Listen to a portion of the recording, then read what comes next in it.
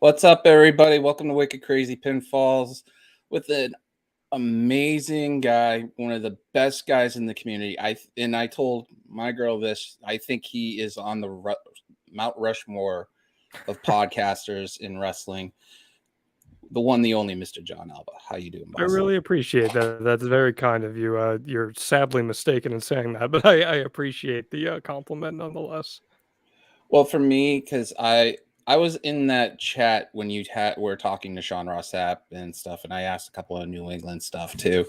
But I literally told my girlfriend, who has no clue about podcasting at times, that to me you're like besides Sean and Denise, you're number 3 on that mountain, and I really Thank you. appreciate you being on here.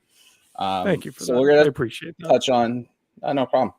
We'll touch some wrestling. Gonna talk to you about certain things like you formerly worked in Maine and stuff like that. So I want to talk about a little bit of New England stuff and Well, your New perspective England of New love. England. I like it. Yeah, a little bit of New England wrestling and stuff. Beforehand, we talked about a little about you working with MLB with Aaron for a couple of seconds before we went on. But what is your favorite memory being in Maine? Oh man, I was working in local news in Maine, and that was my first on-air gig. I was 22. I was the youngest sports director in the country when I got that gig, and you're in so far over your head when you start a job like that. I was anchoring 5 nights a week, 3 times a night. It was a lot. And what I learned about small communities was invaluable. I had never lived in a small community like that. I grew up in New Jersey, and I was in a suburb. So everything was convenient. Everything was open past midnight, like little things like that. And you just fall in love with the small town charm. And I went to college in New England. My first on-air gig was in New England, so I kind of feel like an adopted New Englander, and my pro wrestling roots run through New England. So there's just a charm to it that I really took to, and it's something that will stay with me for the rest of my life, unquestionably. Yeah, what was your favorite promotion when you did work around there? I mean, there's so many good ones, though. Limitless Wrestling is my home promotion. I'm still to this day very heavily involved with Limitless Wrestling, and I kind of saw it grow from I was there for show number 2 for Limitless, and from show 2 to where it is now, in which I believe it's one of the top promotions in the country, let alone New England. Easily that's my home promotion there. Yeah, for me, it would be Chaotic Wrestling, considering Chaotic's being in great. Lowell. It's in my background.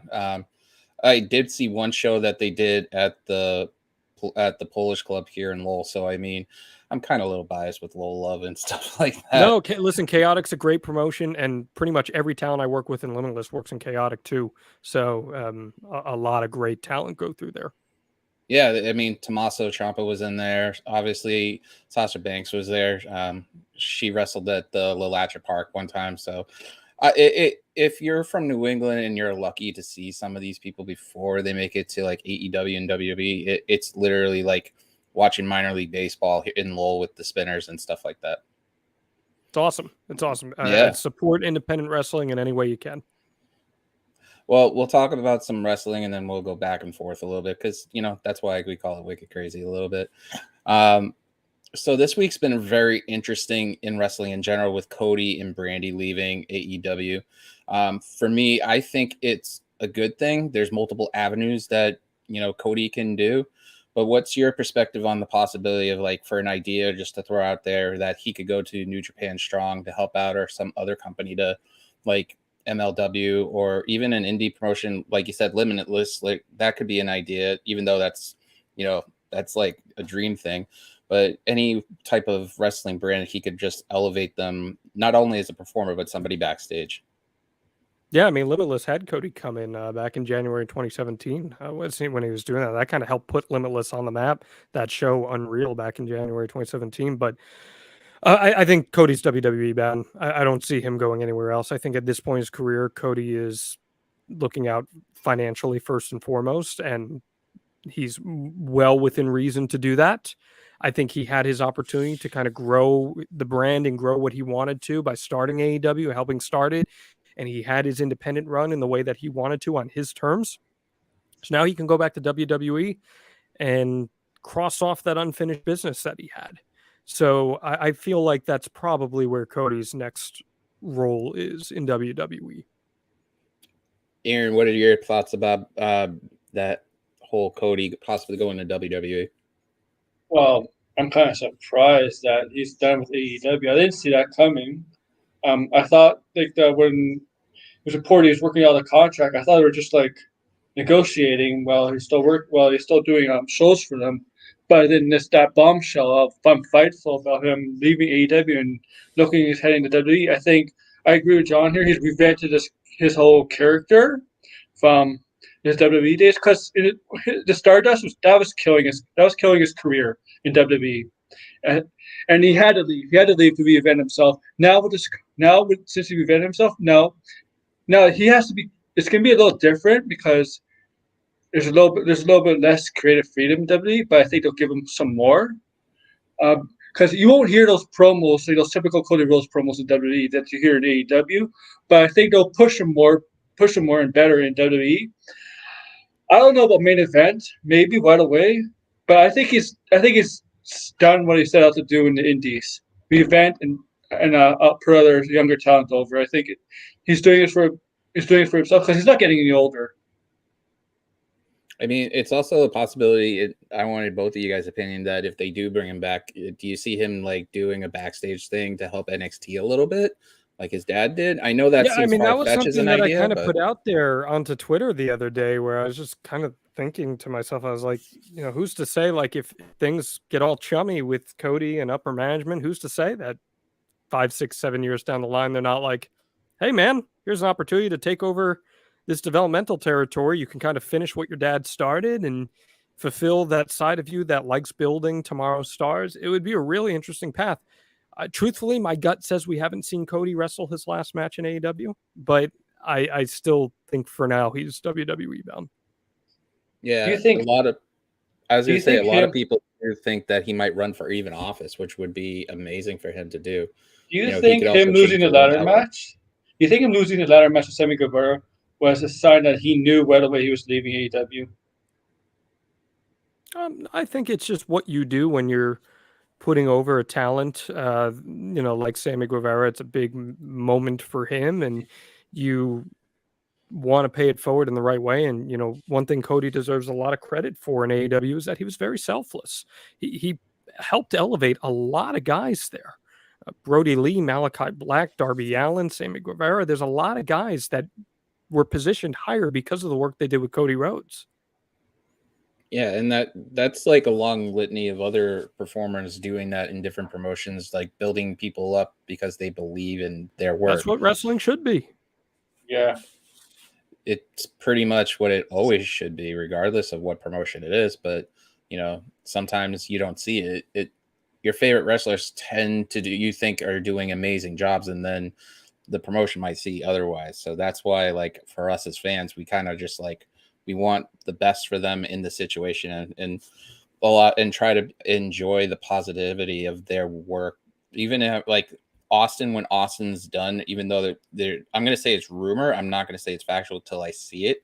I'm one of those people that I have to see it to believe it kind of things, that if he gets to WrestleMania and he's there, the body of work he's already has outweighs of what he did. And to me, as a fan growing in the Attitude Era, I saw him elevate a lot of talent, like The Rock and Hunter and stuff like that. And I think other promotions should follow the same pattern. And Cody is kind of new school with an old school twist, as they say, and you could actually see him doing that in AEW. And I believe in a little bit in my heart that he was trying to do that in WWE, and just when he was doing his first run and stuff like that. Yeah, I think he was, but I think Cody was also trying to position himself as a star. He was trying to get to a certain level, and he did get to that level on his own merit, and he deserves a lot of credit for that. Was it perfect? No, it certainly was not. I get people's complaints about the Cody verse and all that stuff. Like, I understand the qualms with that, but he ultimately did what Vince McMahon nor anybody else in WWE's hierarchy thought he could do, and that was become a star, and he became one. And now him going back to WWE, he comes in as a much bigger star if that's the route that he goes. Who do you see him facing in his first match, guys? Not Roman.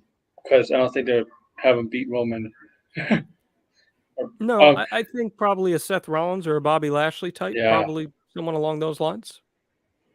Yeah. For me, it's more so I wouldn't mind seeing him connect the dots with Edge. Just Edge would be because great. from Edge would be to me the Orton. perfect because Edge represents the old guard that he was in, and now Cody's so much changed that Edge is adapted to a new way of him, his new style of wrestling. I would think the love to thing see to remember them is, clash. if Cody comes in, he's probably coming in as a big baby face. Fans are going to react positively to Cody coming in. So I think putting him with Edge might not necessarily be the best path for that. I'd want to see him go against someone who's cemented as a heel. But I just think that whoever he goes against, it's going to be a much higher profile match than anything he would have had prior. Where do you see him sneaking in this year at some point? If you had to pick a pay-per-view for WWE, guys. What do you mean sneaking in? Meaning that kind of like the surprise thing, like the whole tagline when Roman came back was you don't know what's going to come next or something like that, if I remember right. I mean, something like that. I wouldn't sneak Cody at all. I'd build the hell out of him coming back. Honestly, build him up to be a big time star and have him debut on TV and his first match back be WrestleMania. That's what I would do. Yeah, that would make sense. I was thinking like if you had to make a huge surprise or something like that. But I mean, it ain't the Rumble. We've already passed that. So I mean, have that dramatic entrance to WrestleMania. That would pretty much be awesome as hell, especially since Mania is now 2 nights. So we're can keep going on there and change paths for a bit. We had NXT Vengeance Day, which for me was amazing show. I watched that show and enjoyed it greatly. I thought literally the tag match with MSK and the Creed brothers was the match of the night. So what are your guys' opinions on Vengeance Day as a whole, and what was your match of the night in that whole pattern of that whole card in general? Go ahead, Aaron. Well, I did like Vengeance Day a lot. The Creed brothers, they remind me. They don't have the charisma yet because they don't talk much, but they kind of remind me of American Alpha in terms in the ring and stuff. But yeah, the Creed brothers, I'm glad. Of course, I always knew they were going to defeat MSK because MSK won it last year, so it was obvious. I'm very high on Persia Peretta from who teamed up with Indy Hartwell. I think she has a very bright future because she could wrestle and she's tall. She's sort of something that Vince McMahon would like in a woman's wrestler. I'm very interested in seeing this. What's going to happen with Dakota Kai and Mindy Chu? Like that. What's going to happen there?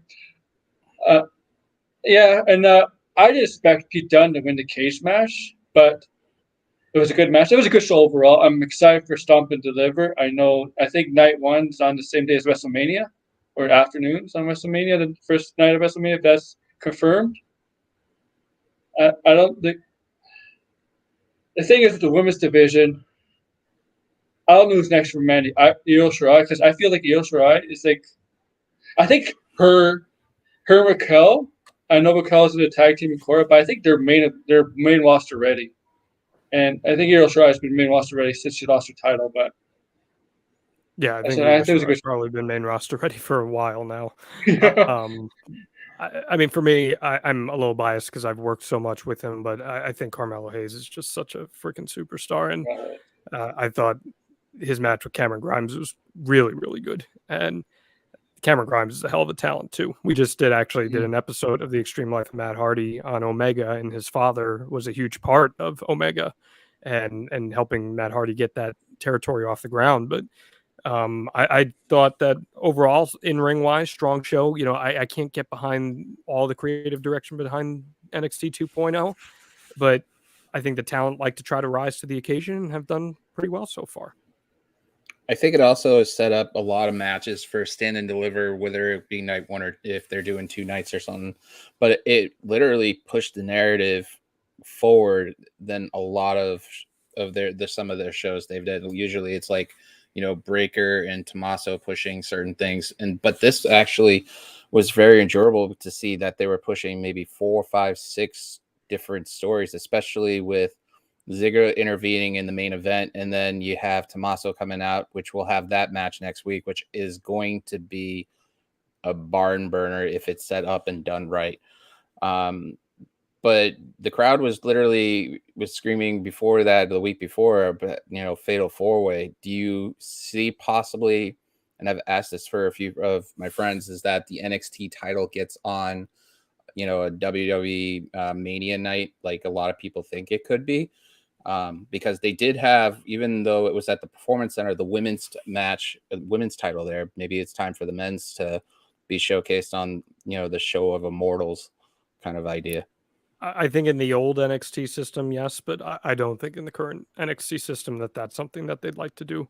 I think that it will headline the Stand and Deliver show, and maybe that includes a main roster talent, but I don't see it being on the WrestleMania card. What about you, Aaron? I agree. Yeah, I agree. I don't think they see him being a WrestleMania card. Or what they should do is put all the titles in WrestleMania on the main roster, but they haven't been doing that for the last few years. They haven't put all the titles on WrestleMania cards. But since they have two nights, they should. I think last year the Smackdown had some of the title matches, but I think Stop and Deliver. I think it's been confirmed that one of the Stop and Deliver is on the same day as WrestleMania. So I think they'll probably do it. I don't think they'll have a fatal 4. Maybe like a triple threat match. Because I think Santos Escobar. I think that was a short kind of feud, right? And I think involve Ciampa and Ziggler and Braun Breaker, because I really do like Braun Breaker. I don't know, there's just something about him that people like. You know what, the name was a lot of people they shoot the name, but it's really caught on, right, as time went on. Like it doesn't I don't think it bothers people anymore with the name anymore, because he's believable. Sometimes a name could be believable even though it doesn't sound believable. Yeah, I don't see it. I think the Charlotte Rhea Ripley thing was just a one-time thing, because Rhea Ripley was so hot at the time, 2019, 2020. She was like, Becky Lynch was like the hottest woman in all of wrestling. Like you can say it around the world, but Rhea Ripley was like almost as hot as Becky Lynch. So I'm not surprised they would have her on the WrestleMania card. But I think that was just a one-time thing. I mean, it could be a possibility down the line that it happens again. I mean, we get a women's main event again, but almost like the caliber of the triple threat in New York, but it's just 2 out of the 3 participants in there. So I wouldn't mind seeing like the NXT title in that stature at some point down the line in the future. I love NXT. I'm a fan of the original NXT, and I'm starting to like this because it kind of has that nostalgia feeling of how NXT originally started. So, I mean, I guess that for me, it's just I'm looking forward to seeing what they have going into Stand and Deliver. And you never know. Vince might turn around and says, we need a spot, and just pop that in there and just see how it is. When it comes to Breaker, though, I think there's a lot to just hold back on judgment on Breaker, not for his talent or his in-ring stuff, but just to see how good that talent is to the point where you could just polish that diamond a little bit. Yeah, he's really talented. He's got a huge ceiling, and I remember talking to people in NXT when he was still kind of training, and they're like, this guy's got all the tools. It's just going to be giving him time to put everything together, and I think that's pretty much what we're seeing right now with him. Do you think it's a little too early for him to have the NXT title, though? Not in this current NXT format. This current NXT format, that's how the promotion is set up. If it was the old NXT that we knew, probably a little bit, but not the way that's set up currently. What do you think, Aaron? I agree. I think Ciampa was the perfect person to pass the torch for him to become champion. As a veteran to a rookie, I think Ciampa was perfect for that. And I agree. Like in the past, NXT, the old NXT, the guys who won the championships were the NXT championship were actually like very well-known indie wrestlers, except for like I think Big E might have been an exception, and Bo Dallas might have been an exception, I think. But most of them were like indie wrestlers. And Braun Breaker was not indie wrestler. He was a college football player. Yes, he's the son of Rick Steiner, and he had all the tools. I think it was I think it's fine in this climate. It's just that Ciampa was just a perfect. You could have Pete Dunne in that role too, but any veteran NXT wrestler would have been fine in that role as a champ, passing the torch to Braun Breaker. Well, like I said, with a lot of the storylines they're going towards, you're going to probably end up seeing Dunn and Hayes, see Breaker and Ziggler, and there's so many ways they push it. I mean, the Dusty Cup, you got Io and Kaylee Ray, who are sometimes you can see WWE predicting, from backstage who they think should win certain things. And I think they kind of showed their cards when they had like Io and Kaylee in the same ring. And, I wouldn't be shocked if that does come to fruition. So, I mean, it's a possibility that all this stuff could happen.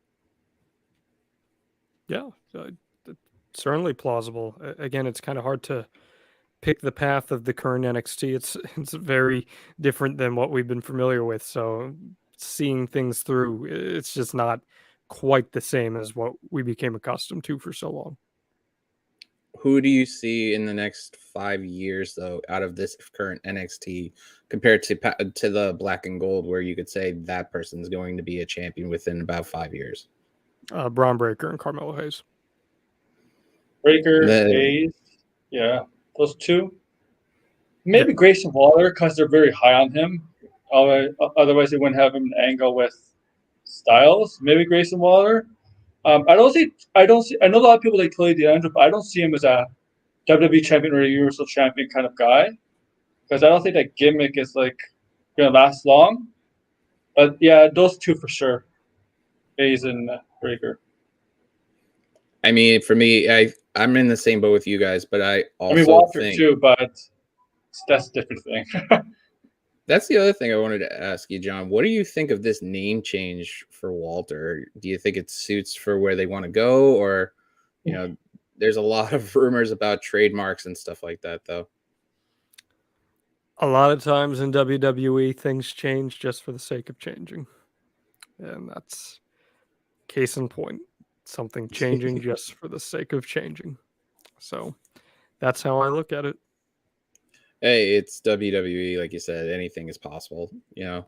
I think it's an okay name. A lot of people were just in shock about it, but I mean, I don't think it was so much the name itself. I think it was the fact that you had a guy who was established on TV as a character, who was regularly featured on TV as a character, and now all of a sudden you're changing his name for quite literally no reason. I think that's what upset people more than anything else. I don't like that when they do that. That's the thing with WWE. They keep, when they have wrestlers come from NXT UK, they'll change their names and some won't. Like Pete Dunne, they won't change their name. Kaylee Ray, they won't change their name. But Doudrop, they'll change their name. Like they pick and choose who they want to change their name for. I guess is it part of negotiation. I don't know what's up with that. Like I don't know why they do that. I mean, it's interesting though. I know it's trademark rights, but why do they pick and choose like that? Like I said, I was going to say it's interesting to see how many name changes over the years that have been like hits and misses and stuff like that, and just you're wondering what that person would be like if it was a different name. That's why I hated Raw. Cause I hated Raw for the fact that Rhea Ripley and Doudrop, the announcers made it like they never faced each other before. But if you watch NXT UK, when Piper Niven came in, Doudrop came in, the first person she went after was Rhea Ripley, and they had matches against each other. But I guess Piper Niven is not canon. This ain't Marvel, dude. but that's what the announcers just say. Like they never face up. I mean, this ain't Marvel. I mean, if WWE wanted to be Marvel, they'd be owned by Disney at this point. But that's me just making a joke about something like that, which usually my jokes are never funny at all. They're very funny. Oh, no. Ask my girlfriend. I'm not even close to being funny. But I mean, for me, it's just one of those things where with NXT, it's just great to see them rebuilding this almost in the same way, but being refreshing on it. I'm very excited, but I'm also missing the old, nostalgia of looking at it through like new eyes when you're so used to the black and gold and how good the talent was there, and hoping, that's why I'm just reserved to judgment, even though I do cover it for bodyslam.net, that it's just I'm reserved on watching to see where they go after this, because if after Stand and Deliver, if they turn around and keep pushing other people that should be there, that's great. I mean, Nikita Lyons is going to be on next week, and the little things, the little promotional videos that they're doing for her, making her, accentuating a lot of her own personal talents, is something refreshing. Even though people are still screaming about Hit Row, it's like another coming of Hit Row where, she actually has done a lot of those, singing and stuff like that. I'd love to see more stuff like people using their own personal talents to push, their own narrative and their character. And we do see it from time to time, but not like where it's setting up a new person, though. I mean, that's what Hit Row was. Hit Row was authentically that. I mean, AJ Francis has been rapping for years, and Swerve as well. So there was authenticity to that. It's just one of those situations where whatever happened. And yeah, I mean, it's tough. NXT for me, I'll be real with you. NXT 2.0 is probably my least watched of the major wrestling shows. I really don't find myself tuning into it very often. I more catch up with it in hindsight. And I know a lot of talent in the NXT system, and it has nothing to do with that. The type of show is not really for me. Especially since I do believe the original is the best wrestling show on television. But yeah, I mean, to each their own. I'm glad that people are enjoying it, and we'll see what happens here as they continue.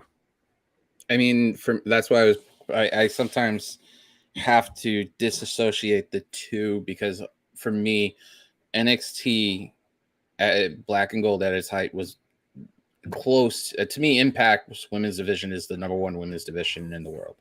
That's my personal opinion, because of the fact that the talent on there, the stories and stuff like that. Deonna Purrazzo driving a good chunk of that for the time being during the pandemic. But NXT to me at the Black and Gold, just with the talent pool that's backed by the WWE, but the stories and stuff like that was very close. So I would be on here on the show stating that they were 1 and 2 on each other.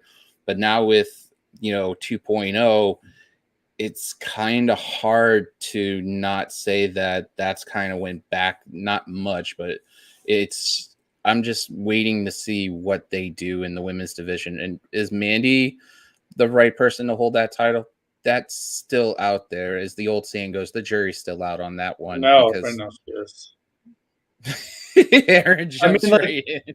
I mean, look. She's gonna feel it looks like Io Shirai, or if she's gonna I don't know if she's teaming up with Kaylee Ray, right? If she is, then she's not gonna be the title picture. But if she is in the title picture, I don't think she would win, because, and even though a lot of people will be complaining about that, because Io Shirai is main event ready, and it have to be somebody. They have to build somebody else younger, in the women's division. I don't know who that person is, but I don't think it should be. I thought it'd be Kaylee Ray. I thought they were going to save Kaylee Ray, because Kaylee Ray could be that. Because Kaylee Ray, took that title off Mandy and have somebody else, a younger talent, go after Kaylee Ray. Because Kaylee Ray's been a veteran for almost 20 years in the business. I mean, she's 29, so I don't think it's been 20 years, but she's been a long time, right, in the business. 2009, she debuted. Okay. So yeah, I don't know. I think what they done with Mandy is they actually done a good job with Mandy. They used what people have criticized it for her advantage. Toxic attraction. They used especially for Mandy. Remember, people criticize her for just being there for her looks, and they utilize that in NXT, and I think it's worked. And her ring work is much better over the years, but I still think she's sometimes a little slow in terms of movement sometimes. But there'll be somebody younger that'll take the title off of her, because I don't know who that is. because I don't see Io Shirai or Kelly Ray taking up. I thought it'd be Kelly Ray, but I don't. I don't know if it's Indy Hartwell, Persia Beretta.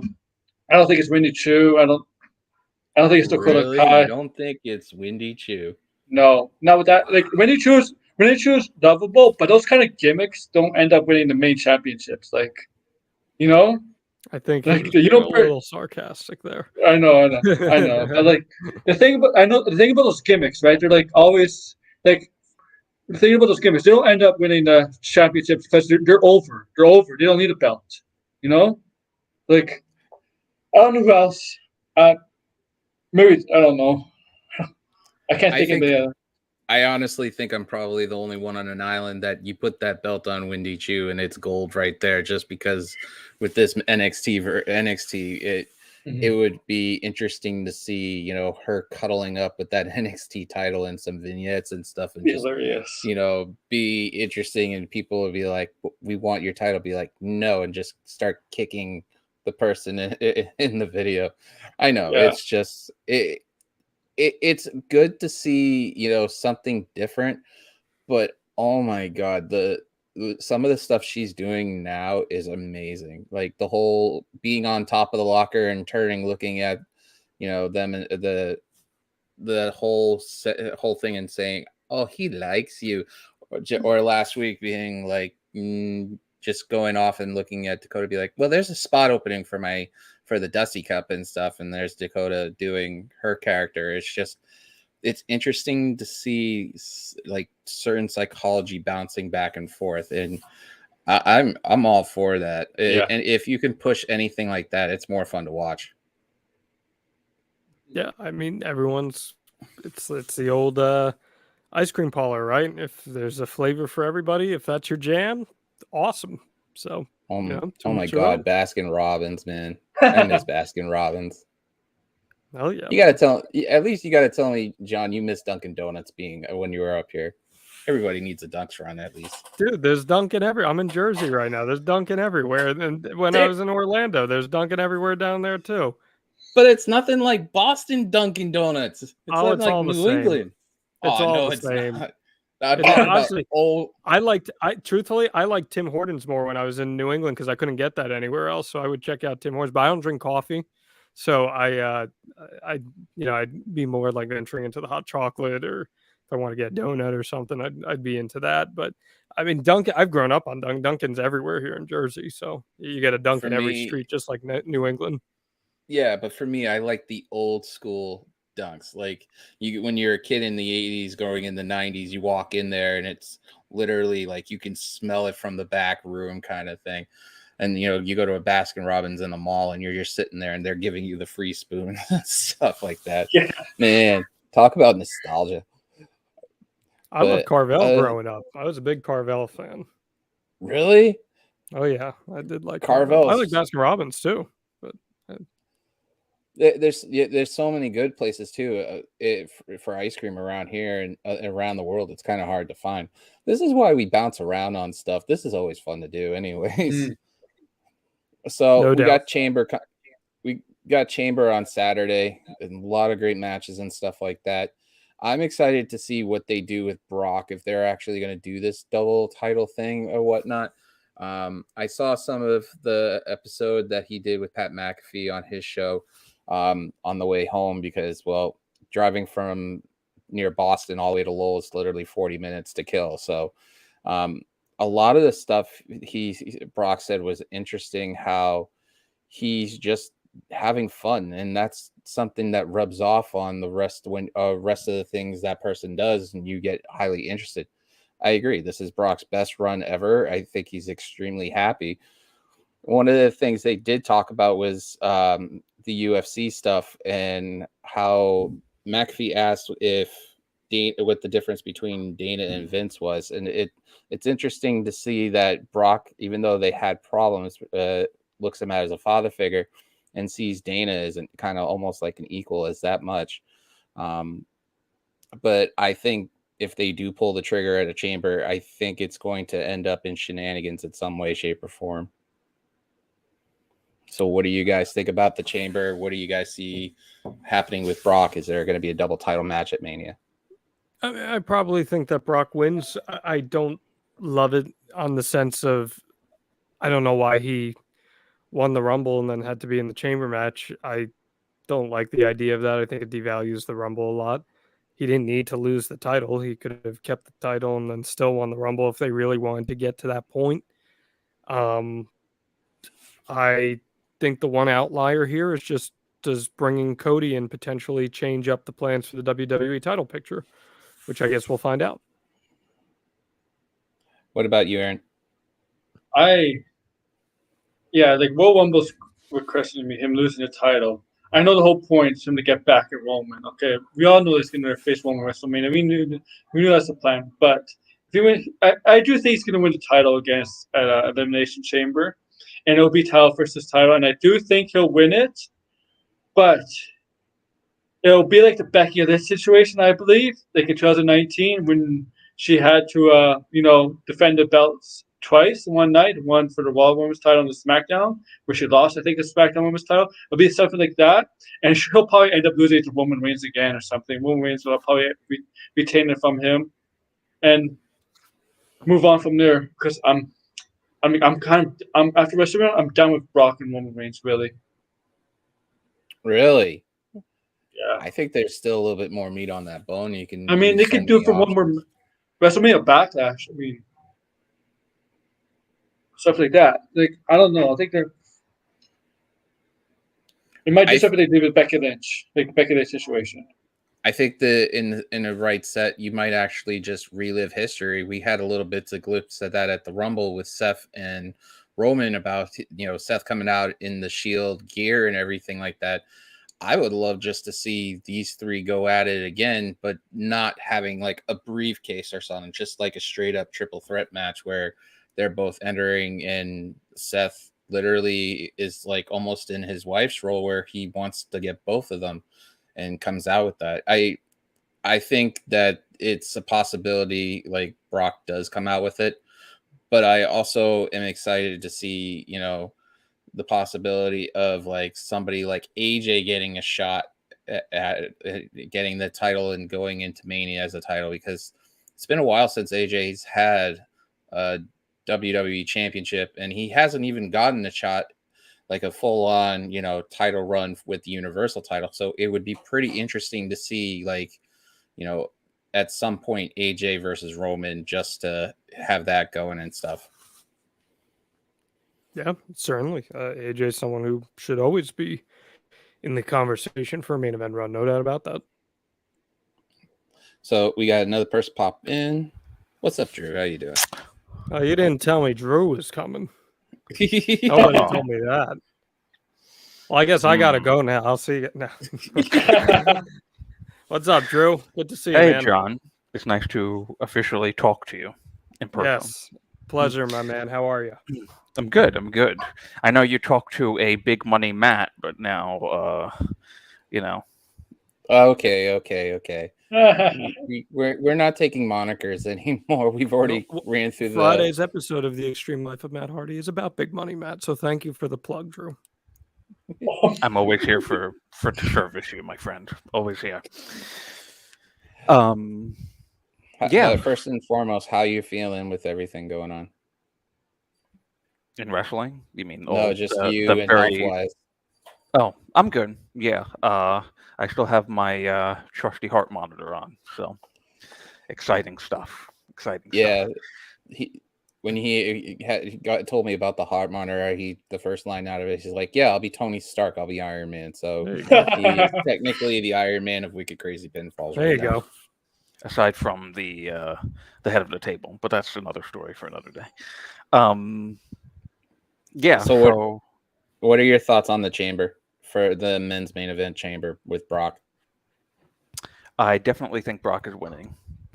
Why is he in the match if he's not winning? Doesn't make sense really to put him in there.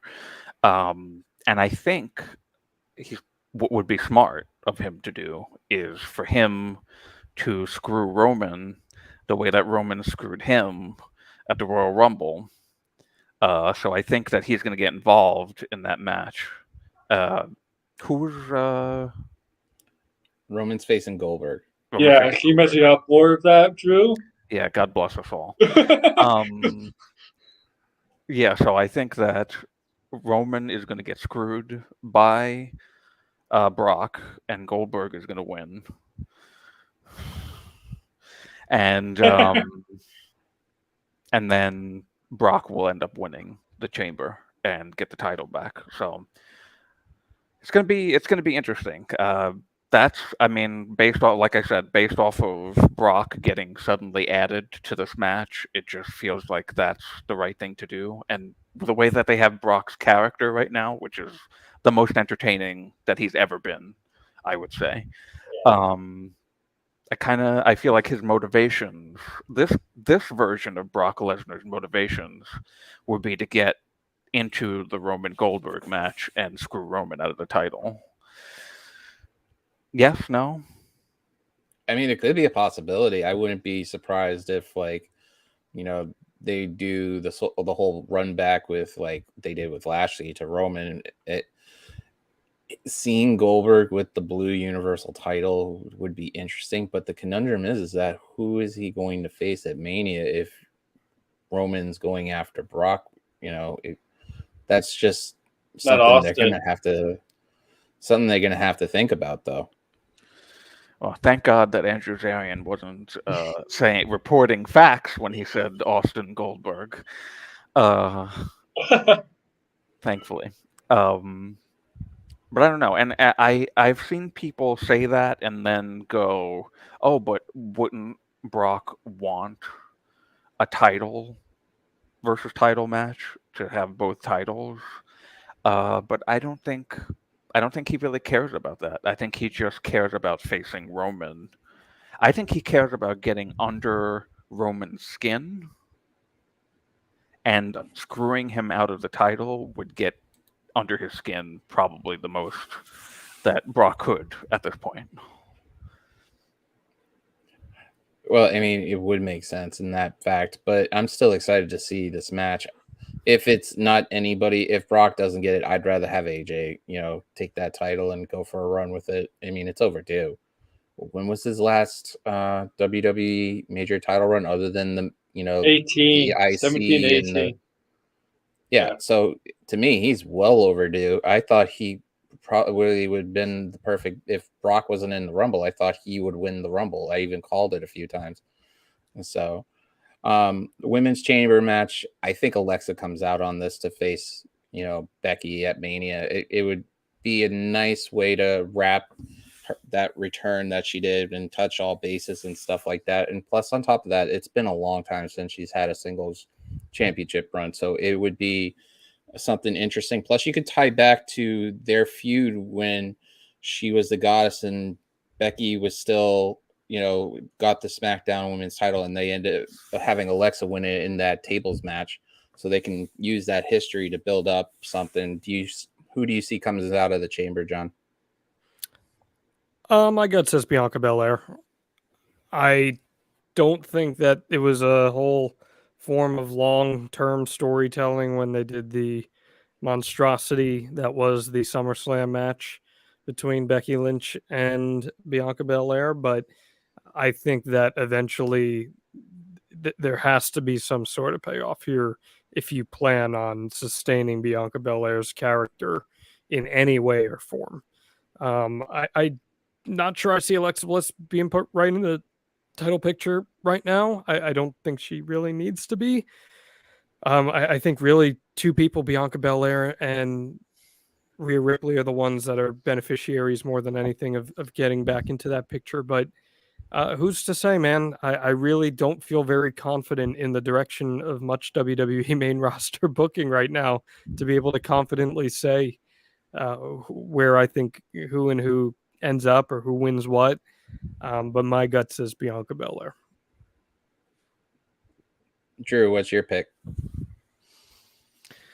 I have to agree with John, honestly. There's so little confidence in pretty much all of WWE's programming at the moment. Except for, I would say, like, Brock might be like really the only person that you pretty much know what's going to happen with. But I think that Bianca Belair is the right call because they're going to need to pivot back to, like John said, that SummerSlam match. That definitely there was never ever any doubt in my mind that they had planned this out until WrestleMania. There's absolutely no way that they did that. It's there's so much, changing things last minute, and we need a big star because CM Punk came back, so let's bring Becky back and have her win this title in grand fashion.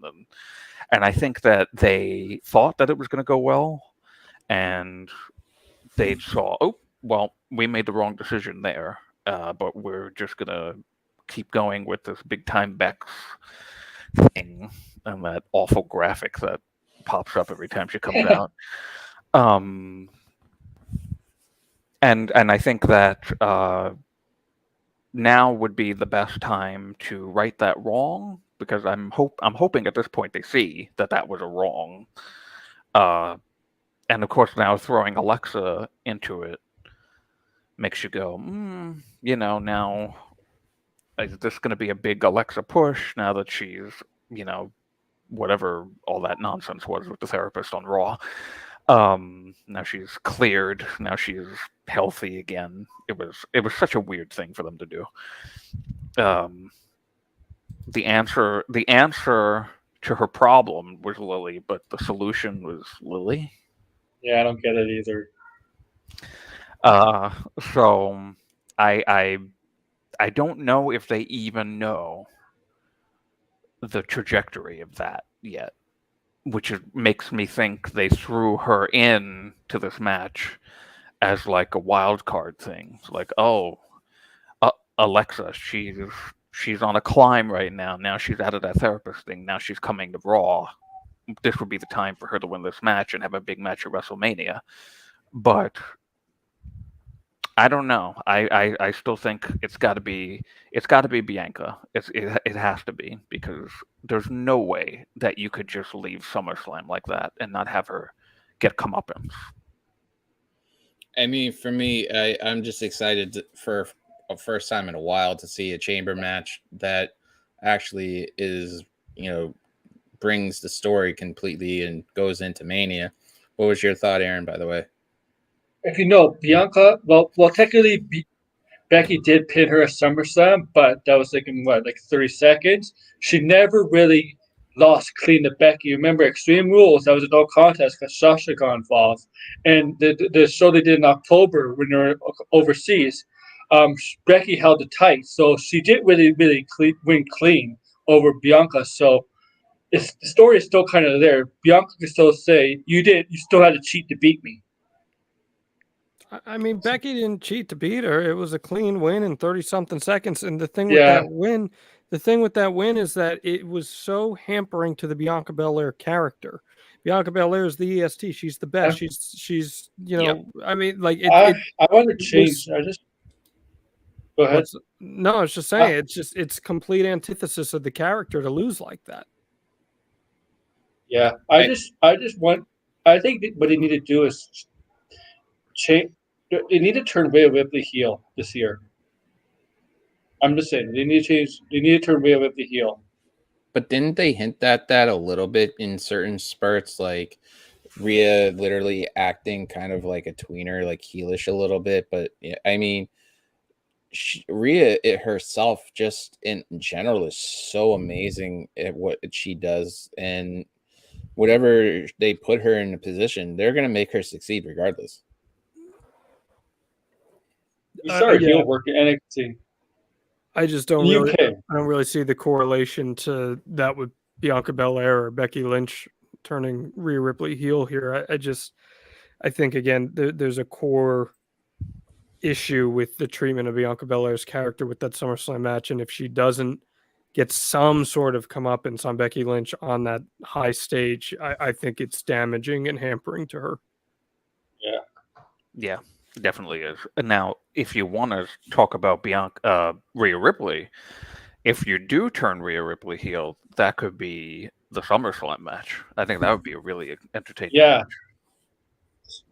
Because they had great chemistry together, and they were the final two in the 2021 Royal Rumble, and they had a really good back and forth that last couple of minutes. So, if you turn her heel, I mean, the whole Nikki ASH thing, and thank God that's kind of done with, but not really that much done with. Whenever they decide to finally end that feud. Maybe give it a month or two after WrestleMania Backlash, and then turn Rhea heel and have Bianca as the champion and have them go into SummerSlam together. I think that would be a nice trajectory for them. BCW's asking, why would it be a waste of time to turn her heel during a gimmick like that? I mean, with Nikki, I think whatever they put her in a position to succeed, she'll do great. And I think they gave her the opportunity to do something, and she took the ball and ran with it. But I think whatever they put Rhea in, whether it's either role, whether it's heel or face, I think she'll just be successful in either way, because she has that kind of like a personality that could actually be flexible to do all that stuff. I agree with Bianca with the idea of her, finally getting some retribution for everything from SummerSlam. I guess for me, I've got my hope that, either Bianca, but I think Alexa will come out of the chamber just because of how they're trying to push her in these video promotions and stuff. But I mean, what I like about it is that it's not really that predictable. So that's a positive, at least, if you want to see one positive in it.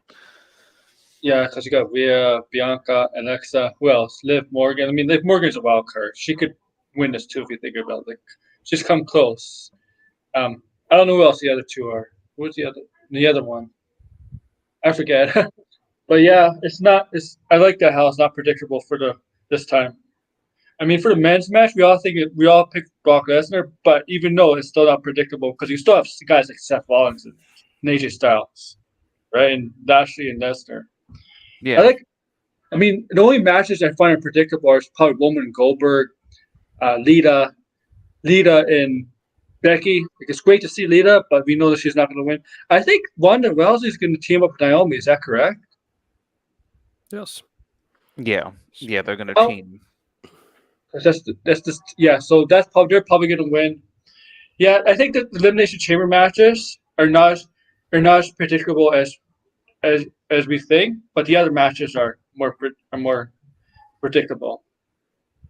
I like to see Lita on the card, and actually, I'm going to go on a limb. I think she would be fun to see her win against Becky. Is it going to happen? Obviously not. But for me, being nostalgic, because I grew up during the Attitude Era and stuff, I would love to see Lita just go all out in a championship run and just have so much fun doing it. I mean, even if it becomes her last one, I still think that it's going to be so much fun seeing her, hold a title at least once again and just see how much the crowd gravitates towards her for it, more so than just the idea of her being a legend, just her being a performer again. Am I wrong thinking that though?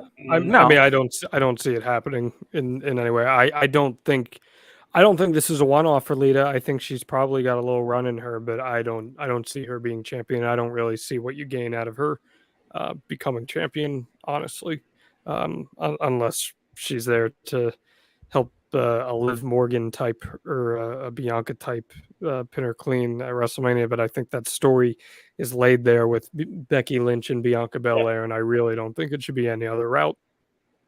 Lita's just there as one of those legends that goes overseas, like Goldberg is. Like, that's what she's there for. I mean, could you see her against Shotzi though? Because they did play a video I can see her package against with Charlotte Shotzi about that. They hinted that at the Rumble though, which was weird because literally during the women's Rumble they kind of shifted away from that.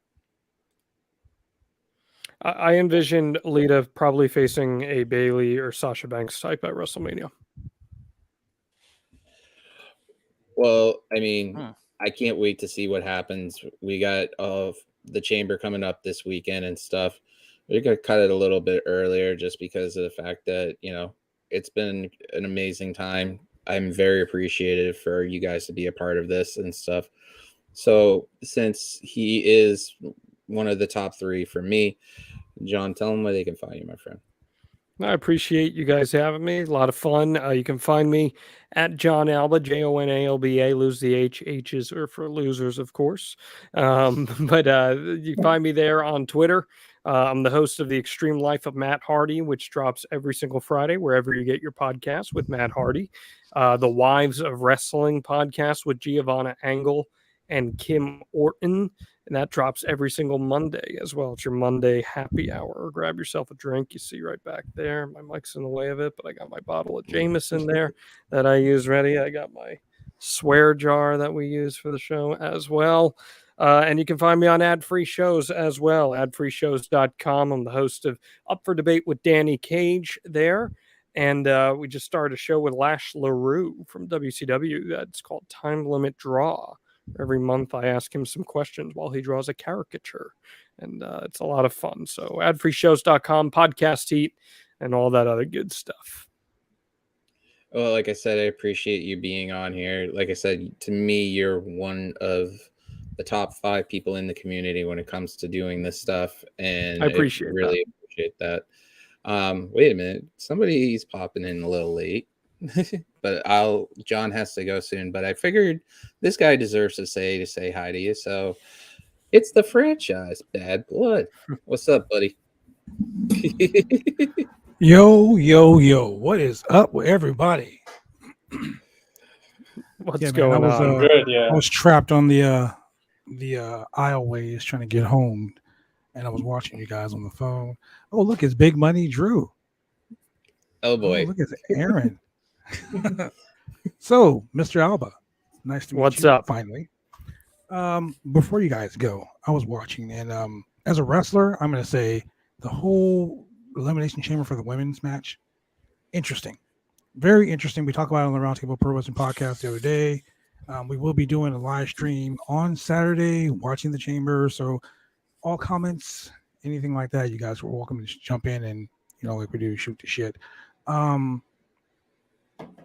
I'm very glad that Throwback didn't was very nervous to have you on the show, and I told him, I said, hey man, look, as I've been wrestling 29 years, I've met a lot of influential people in my career, and one thing I was told by someone very influential was, hey man, I do the same thing you do, just on a bigger scale. So with that being said, Throwback, you hosted a killer show today. Yeah, man.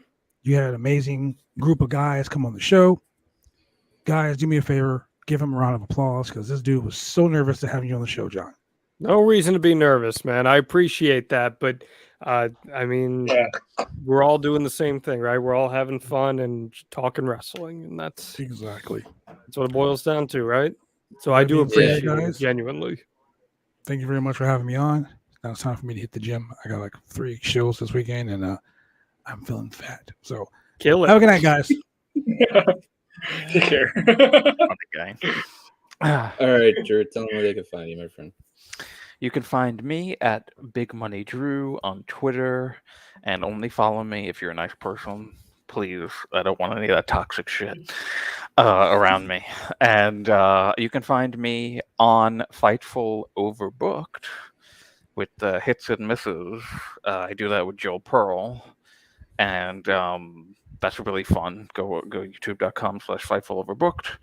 Our show is going to be on Sunday this week. Usually it's on Saturday, but there's so much wrestling stuff going on Saturday. So Sunday, 5 p.m., our show will be on. Thank you. All right, Aaron, you know what to do. Well, you can find it in my channel, AWO Aaron Warrior. I do wrestling once in a while, but I mostly talk about like pop culture stuff. today I talked about Doctor Strange because there's all this cameo rumors stuff coming out. You've seen the trailer, some of them is ready to confirm, but there's always rumors of who's coming in, who's going to be in it. It should be most hyped up Marvel movie because of the rumor stuff, the cameos.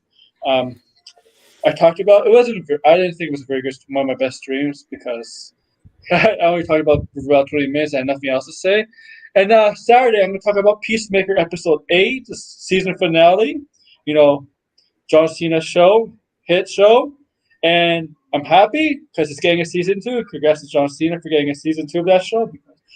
It's one hell of a show. I mean, he deserves it. I mean, everybody in that show deserves another season. If you haven't seen it, go check out Peacemaker. All right. So every Tuesday night, go check out bodyslam.net. I co-host the NXT post show for them and stuff. Come back here every Thursday night, Wicked Crazy Pinfalls. Like, comment, and subscribe. I really going to say this from the bottom of my heart. Thank you, John, for being a part of this tonight. It was truly an honor and a blessing. I love everything you do, and I can't wait to see what's next. Well, I appreciate that genuinely, and it means a lot that you think of me in that way, and I'm extremely appreciative of that. I'm extremely appreciative of the support.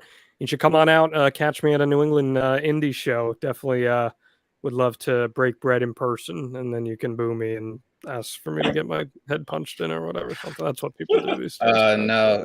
To be honest, your hair is too beautiful. I can't. Hair, face. To be honest with you, I'd probably give you an Irish car bomb and just say, "Hey, let's go to a pub." There you go. I like that. That's a good one, babe, too. All right, guys. Like I say every time, just enjoy life. Life's too short. Stay positive. Do a good deed and pay it forward. Have a good night.